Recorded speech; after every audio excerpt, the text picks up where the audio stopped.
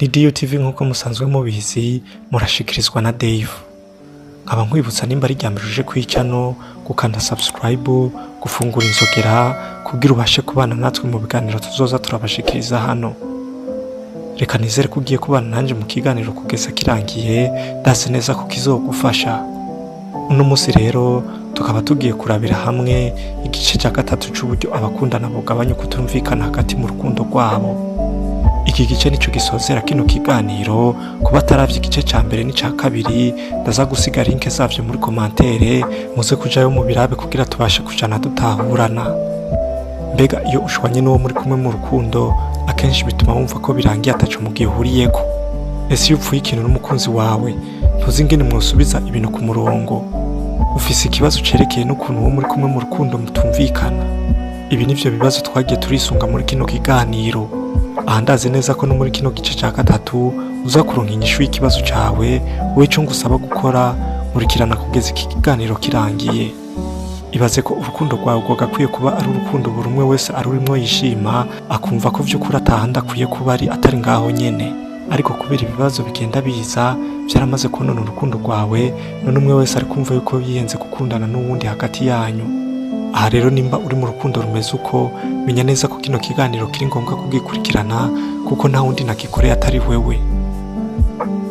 Akenshi abakundanye bashwanye bikunze guhera batandukanye kandi bitari ngombwa ko bahagarika urukundo rwabo.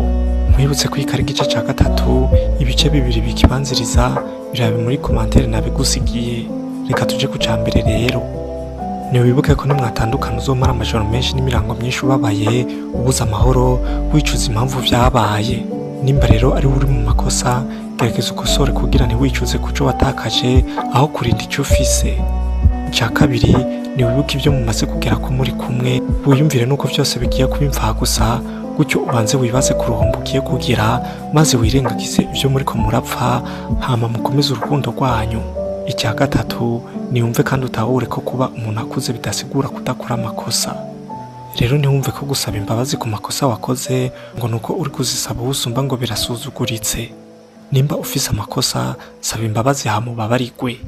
Reka tuje ku cya kane, nimwicare muvugane ukuntu izo ngorane zagomba kubasambuza zitosubira kuba, mushireho ingingo zo kuvyirinda. Icya gatanu, iyo ubonye uwo muri kumwe mu rukundo yashavuye gusa atariko arakutahura, muhobera umuturisha ishavu ryiwe rigabanuke, rimaze kugabanuka muvugane uko mwobigenza. Icya gatandatu, inyuma yo kumvikana ingorane zirangiye, rondera ikindi kiganiro kiryoshe kitobasubiza muri izo ngorane, nyene kibibagiza ko hariho icuka kibi hagati yanyu. Nta gihuhusi kigumaho, mwese mukwiye gusohoka muri ico gihe kibi mwarimwo munezerewe. Mugume mushize umutima ku kintu kibahuza, urukundo rwanyu rurabereye kugwanirwa, ntimurugwanye. Nuko rero nkaba ndangije ashimira mwebwe mwese mwafashe akanya ko kunkurikirana muri ibi bice bitatu birangiye, mwari kumwe na Dave wikunze.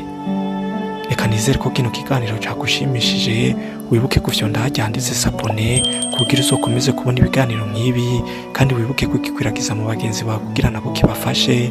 Murakoze cyane, mugira ibihe byiza.